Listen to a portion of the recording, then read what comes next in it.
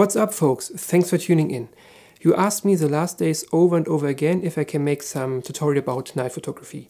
So I decided to make not only this tutorial but a little tutorial series. So I will capture things like preparation, which apps will help you, when is the best time, where is the best place, what gear you should use, how you set up your camera, how I edit my shots and some creative tips and so. This first part of the mini-series is all about preparation, so which apps will help you to find out best places and best time, which gear you should use, or better, which gear is better than other to use, how to set up your camera, and also some tips that will help you make better photos when you're on place. Let's roll the intro.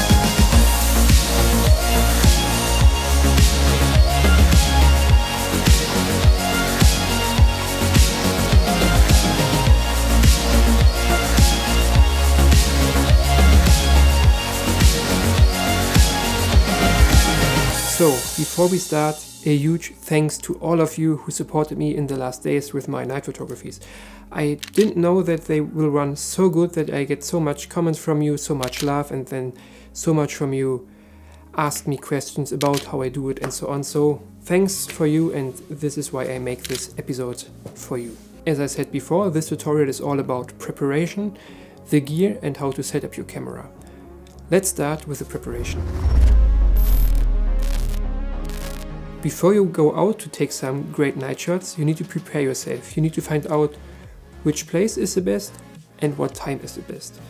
Best time is definitely when the sky is as dark as possible. That's obviously when it's new moon, but you can also go out when it's quarter moon or so, because when you go out in quarter moon you have the ground a bit lighten up, and if you have new moon the ground is really dark. And also when there's quarter moon you can wait until moon goes down and then take your shots. If you want to find out which time is the best or which day, there are several apps you can use. I use the app Starwalk 2, it's very great. You can in one place see when there is full moon, when there is half moon, when there's quarter moon or new moon. But for me, the best thing in this app is AR compatibility. So you just turn the camera on with the AR compatibility and you see all the stars, you see the sun, you see the moon, and you also see the Milky Way when you are outside at night. So you can really easily find out, if you're in place, which is the best orientation for you to get this star or that star or Milky Way or something like this. After you know when is the best time, you need to find out where is the best place. You need a place outside the city, because the city pollutes the night sky, it's called light pollution, and you won't see that many stars when the sky is bright, so you need to go outside the city. So to find out the best places, there are also several apps. I use the app called Light Pollution Map. In this Light Pollution Map app you can find out which places are very dark. So for me, this is where I live. If I go around 40 or 50 kilometers south, you see a big blue spot. That means there is nearly no light, and that's a great place for night photography. Or if I go around 60 kilometers or so to the north, there's also great places for night photography.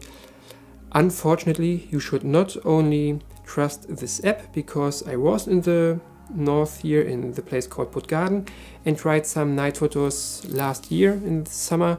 The problem is there is a lighthouse that turns all the time, and if you want to do some 30 seconds exposure, it doesn't work because the night is very bright because of the lighthouse. So maybe you should Google the place before you drive to it. So now that you know when it's best time and where it's the best place, check out our gear. What gear you should use. So it's like in every other aspect in photography, the more expensive the better, but you don't need the most expensive equipment to take great night shots. Let's start with the camera body. The bigger the sensor it is, the better it will be, because you can go wider, of course, and the bigger sensor captures more light and you won't have that much noise in high ISO, and with night photography you need high ISO. For my shots I use the Canon 60 Mark II. It's full frame camera body and it works great for night photography. It's not the best, to be honest, but it's enough for sharing these pictures on Instagram. Next part is the lens, and to be honest, the lens is much more important than the camera body. For my shots I use the Samyang 40mm f2.8 AF. There's also a non-AF version out there that's much cheaper. I will link it in the description below, but the best you can get would be the Sigma 40mm f1.8. Before I had the Samyang 40mm f2.8, I used the Canon 16-35 f4. It's a great lens, it's around $1,000. This lens is half the price, but it's way better for night photography. So what you need to know about lens. You need to go at widest as possible. So 40mm is better than 16 and so on and so on. If you have APS-C, try to look for 10mm or 9mm or so. The next thing that's really important is the aperture. You need to understand that for night photography you need a very, very fast lens so that you can capture more light, and you have less noise. So to compare it, this lens is f4, 60mm at its widest, and this lens is 40mm and f2.8. f2.8 means that I can expose for maybe 3200, where I need 6400 with this lens because it's only f4. So, and another really important aspect is focal length. This is 40mm and this is better than 60mm. Not only because you can capture more night sky, no, it's because when you have a wider lens, you can expose for a longer time before you see in frame the moving of the stars. So there's a simple math that you can use to find out how long you can expose. The math behind is very easy. You take your focal length and multiply it with your crop factor. For full frame it's 1.0, for APS-C is 1.5 or 1.6, depends on your camera model, and then you divide 500 by the digit you get. So for example, if you have 20mm full frame, divide 500 by 20 and you can expose for 25 seconds. If you have APS-C with 1.5 crop factor, you can multiply 20 with 1.5, it means 30, and then if you divide 500 by 30, you get around 18 or so, yeah, something in that way. Now you know the wider your angel, the longer you can simply expose, and that means you have less noise in your image. But you should try out these numbers before you start with your final photos, because it also depends on your camera body, on the resolution you have. For example, with this camera, the 60 Mark II, I can't go with the 500, I need to go around 400 divided by the focal length. So it depends on your camera model, just test it out. So in simple words, go for the biggest sensor you can get and for the widest angel you can get with the biggest aperture you can get. That's why I say that maybe a 1DX Mark III and the Sigma 40mm f1.8 would be excellent for night photography, and this 60 Mark II and 40mm 2.8 is also great. Not as great as the other, but it's also good enough for great photos. You can also use your smartphones. More and more smartphones have the possibility to do long exposures in the Pro mode or so, or maybe additional camera apps, so just try it out. And now the most important gear after your camera, your tripod. You definitely need a tripod, a good tripod that's very heavy, that's very strong, so that if you expose for 30 seconds or so, you don't get a blurry image. I used for my last shot this one. This is a Ting Pyramid. It's very great. It's carbon, so it's light, and it's also very heavy, can handle up to 20 kilogram camera, so no problem at all. And it's very stiff. And if it's very windy outside, I can also take my camera back and just grab it in here, so I have a bit more stability. What a word.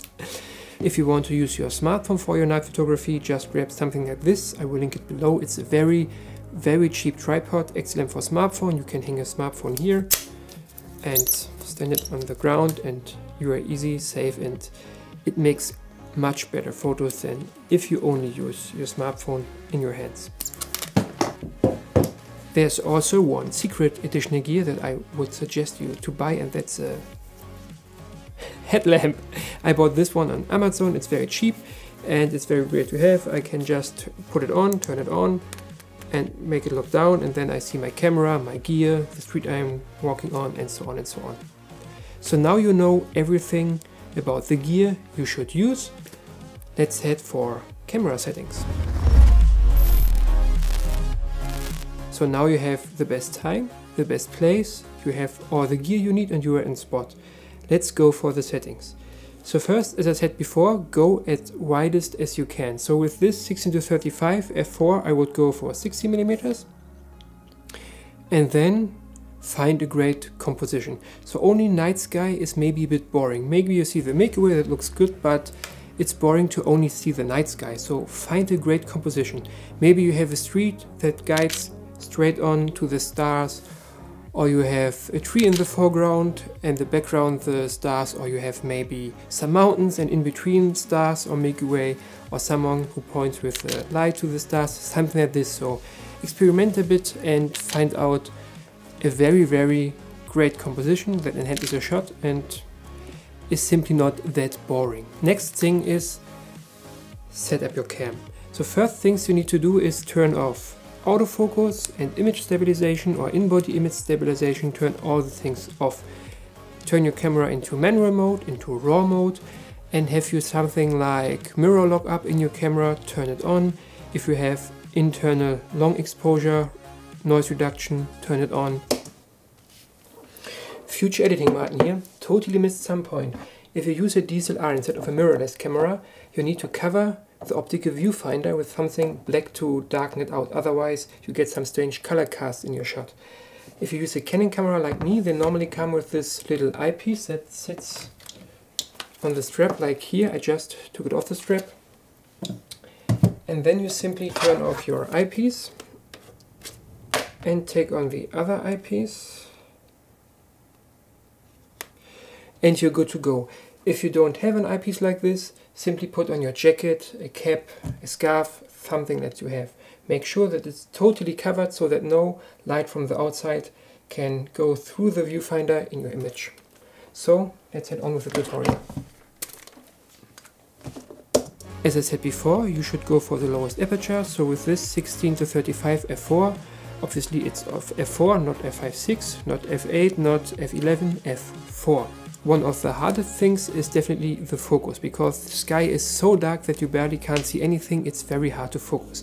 So what I do in my camera, I can turn on the LCD screen and zoom in 5 and 10 times. So I go for 10 times and then I search for very bright star or moon or so, and then I focus manually until this is sharp. If the sky is so dark that you can't see anything, take a headlamp or your smartphone or so and illuminate an object a bit away, so maybe 20-30 meters away, and just focus this point. And because you're so wide with your lens, it doesn't matter if you're focusing 30 meters away or 100 meters away, it will all be sharp, so no problem with that. The last two things are shutter speed and ISO, and these are the things that are very important to make your photography look good or bad. So as I said before, shutter speed is simple math. With this 60mm and full frame camera, I can go for around 30 seconds. And then next is ISO. So as I said before, ISO depends on how long you expose and your aperture. So for example, with this 16-35mm f4 full frame, if I go for 30 seconds f4, I need around ISO 6400 to have great balanced night photography shots. If I use my way cheaper 40mm f2.8 lens, I can go for around 35 seconds and ISO 2500 to 3200. So it's way less noise because ISO is lower than half. So that's why I said before, it's better to have a great lens than a great camera. So that's why I said before the Sigma 40mm f1.8 would be the best, because with this lens I could go full frame for around, I don't know, ISO 1000 to 1600, and that is really great because most modern cameras don't have any noise at ISO 1600. So best lens you can get for night photography. But if you want to save money and also have great photos, go for the Sigma or Rokinon. It's a great cheap option. So I think that's all you need to know about preparation, your gear and your camera settings. I have two additional tips for you. One is to save a lot of time. So if you're out and try to find out if your composition is in focus, if your composition looks great, and if your image is well balanced, and you do it with 30 seconds every time, you need maybe half an hour or an hour before you're set up completely great. It's much more easy if you dial up your ISO to, I don't know, 12,800, 51,200, depends on your camera, and lower your shutter speed to 1 or 2 seconds, and then try to find out your best exposure and best focus and so.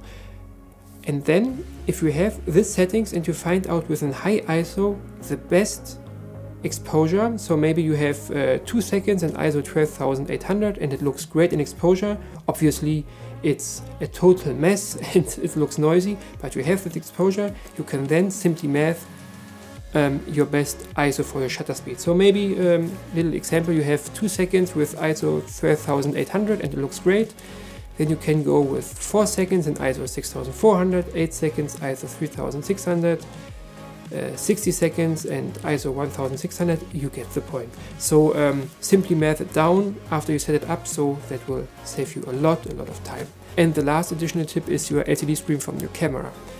So if you have the possibility, turn down the brightness for your LCD as much as you can, because the stars and night sky is very dark and your LCD screen is very bright. And then if you look your photos and you look again to the sky, and you need a few seconds, a few moments before you can see again the stars, because your LCD was very bright. So if you lower the LCD at lowest as you can, it's very faster to view LCD sky, it's way better.